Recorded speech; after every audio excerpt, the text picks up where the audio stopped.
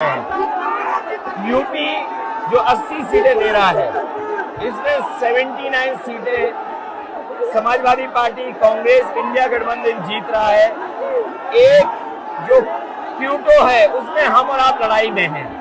और इस बार क्यूटो नाम कैसे जापान वाला ही है? ये क्यूटो क्योंकि जो प्रधान सांसद हैं उन्हें सपना दिखाया था काशी के लोगों को कि दुनिया की सबसे बेहतर सिटी बनेगी क्यूटो। तो क्यूटो बनी नहीं बनी काशी के लोग ये तय करेंगे और फिर वोट डालेंगे। तो इस बार मन मर्जी नहीं चलनी है, मन की बात नहीं चलेगी, हमारे आपकी बात और 140 करोड़ लोगों की बात और संविधान की बात होगी। और आपने देखा, हम सब ने देखा कि यूपी को नरेंद्र मोदी जी ने बेरोजगारी का सेंटर बना दिया और इतनी बेरोजगारी की है। ये जितने बच्चे दिखाई दे रहे हैं ये दिखाओ, वो लोग हैं दिखाओ जो अग्निवीर या पेपर लीक जिसकी वजह से उन्हें नौकरी नहीं मिली है और ये सब रोजगार नौकरी चाहते हैं। बीजेपी ने जो झूठे सपने दिखाए थे इन्वेस्टमेंट मीट के, जो झूठा सपना दिखाया था डिफेंस एक्सपो का, जो सपने बेचे थे G20 में, लेकिन इन नौजवानों को न नौकरी मिली न रोजगार मिला, आज ये खाली हाथ हैं। तो इसलिए हमें और आप मिल के जो आपने कहा, जो इंडिया गठबंधन कह रहा है कि 30 लाख बच्चों को नौकरी दी जाएगी, उस दिशा में हम लोग काम करेंगे। और पहली नौकरी पक्की स्कीम जिसके माध्यम से हर ग्रेजुएट को नौकरी का अधिकार, बेहतरीन ट्रेनिंग और बैंक अकाउंट में 1 लाख रुपए साल के। आपने नोट किया कि मोदी जी खटाखट बोलने शुरू कर दिए। ये आपके खटाखट के बाद वो रटारट खटाखट कर रहे हैं। बिल्कुल। अच्छा, आप एक बात बताइए, मुझे क्यूरियोसिटी है, थोड़ा आप अपने पापा के बारे में मुझे बताइए जी। मुलायम सिंह यादव जी के बारे में बताइए। आपने उनसे क्या सीखा? नेताजी और उनके साथ के लोग बिल्कुल जमीनी राजनीति करते रहे। हालांकि नेताजी कुश्ती, पहलवान और गांव के थे। करते हो कुश्ती? नहीं, मैं कुश्ती नहीं कर पाया जीवन में, क्योंकि मैं मिलिट्री स्कूल में चला गया तो कुश्ती नहीं कर पाया।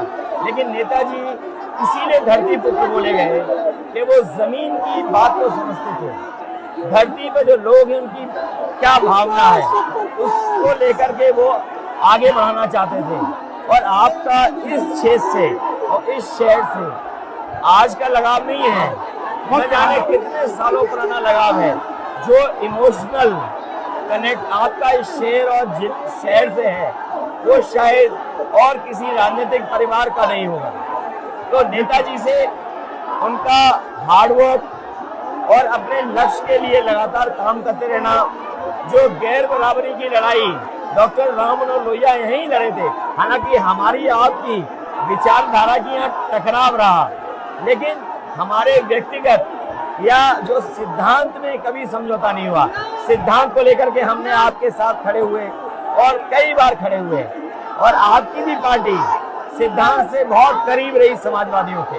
बट मुझे लगता है कि अब एक नई तरीके की पार्टनरशिप बन रही है, क्योंकि जो इस बार हमारा कोऑपरेशन है, शायद पहले ऐसा कोऑपरेशन नहीं हुआ। मतलब बिल्कुल सब जुड़ गए। सबसे अच्छा ये है कि जितना उन्होंने कहा 2 लड़कों की जोड़ी, उतना युवा आपसे, हमसे, इंडिया गठबंधन से और जुड़ गया। तो ये नेचुरल अलायंस है, और नेचुरल अलायंस इसलिए लोग महसूस कर रहे हैं कि वो चाहते हैं कि नौकरी और रोजगार मिले, नौकरी और रोजगार मिले। तो ये बड़ी भावना है कि हमसे आपसे ये यूथ कनेक्ट कर रहा है। सबसे बड़ी बात, महंगाई की चोट सबसे ज्यादा इन लड़कों को लगती है। हमारी थिंकिंग है और आपकी भी है कि ये जो 22-25 लोगों को नरेंद्र मोदी जी ने पूरा का पूरा धन पकड़ा है, उसको ठीक करने के लिए जो हमारे युवा हैं, माताएं बहनें हैं, उनको डायरेक्ट बैंक अकाउंट में पैसा देना। देखिए, ये जो लोगों के पास पैसा पहुंचने से जो अर्थव्यवस्था को लाभ मिलेगा, मैं समझता हूँ इनका भाग्य भी बनेगा और देश की अर्थव्यवस्था ही बेहतर होगी। ये जरूरी स्कीम है कि इनके अकाउंट में पैसा पहुंचे, जिससे थोड़ा बहुत जीवन स्तर इनका भी अच्छा हो। नरेंद्र मोदी जी डिबेट से क्यों डरते हैं? क्योंकि वो सच का सामना नहीं करना है ना? चाहते। पूरा उनका झूठ का गुब्बारा है। वो बीजेपी और बीजेपी के लोग मन मर्जी से चलते हैं, अपनी मर्जी से चलते हैं और उनको लगता है कि डिस्कशन की कोई जरूरत नहीं है क्योंकि वो सब कुछ जानते हैं। डेमोक्रेसी में जितना डिस्कशन होगा, जितने विचार एक दूसरे को हम सुनेंगे और एक दूसरे पे भरोसा करेंगे, उतना हमारा लोकतंत्र मजबूत होगा। ये बीजेपी के लोगों ने न केवल हमारी जान को खतरा पैदा किया है, बल्कि लोकतंत्र को भी और संविधान को भी खतरा पैदा कर रहे हैं। और इसका नतीजा दिख रहा है कि चाइना हमारी जमीन के अंदर आ रहा है, आ गया, ये बेरोजगारी बढ़ती जा रही है, जो प्रोडक्शन होता है वो नहीं हो रहा है, और पूरा का पूरा एक्सटॉर्शन, ईडी, सीबीआई, ये लोग मतलब एक्सटॉर्ट कर रहे हैं। कई बार सुनने को मिल रहा है और सरकार स्वीकार नहीं कर रही है, लद्दाख की हमारी सीमाएं सुरक्षित हो गई, और अरुणाचल के आसपास या सीमा जो चीन से छू रही है वो बहुत असुरक्षित है। तो चीन से जहां हमारा सीमाओं का खतरा है, वहीं चीन से हमारे बाजार को भी खतरा है। तो कहीं ना कहीं हम लोगों को अपनी मैन्युफैक्चरिंग इकोनॉमी और मैन्युफैक्चरिंग इकोनॉमी को बढ़ावा देना पड़ेगा।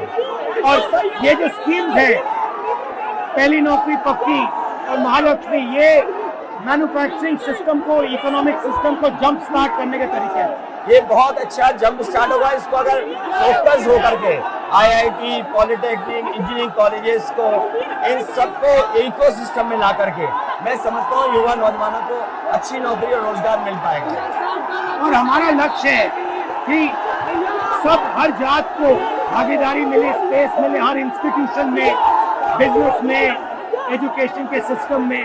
तो वो हमारा, हम दोनों का लक्ष्य है। बिल्कुल। और क्योंकि जो बात सभी दल कहते थे, आज इंडिया गठबंधन कांग्रेस भी कह रही है कि सामाजिक न्याय जरूरी है, जाति गणना जरूरी है। देश के लिए ये बड़ी चीज है। जो दुनिया में अमेरिका है, यूरोप है, अपने उन लोगों के लिए जो पीछे छूट जाते हैं, उनके लिए कुछ काम करते हैं। तो हमारा जो देश जाति के आधार पर पिछड़ा है, तो इसको आगे बढ़ाने के लिए ये बड़ी भूमिका होगी इस बार। बहुत अच्छा लगा, अच्छी बहुत मीटिंग अच्छा रहा, बहुत अच्छी मीटिंग है। मुझे लगता है कि ये यूनिक मीटिंग है क्या?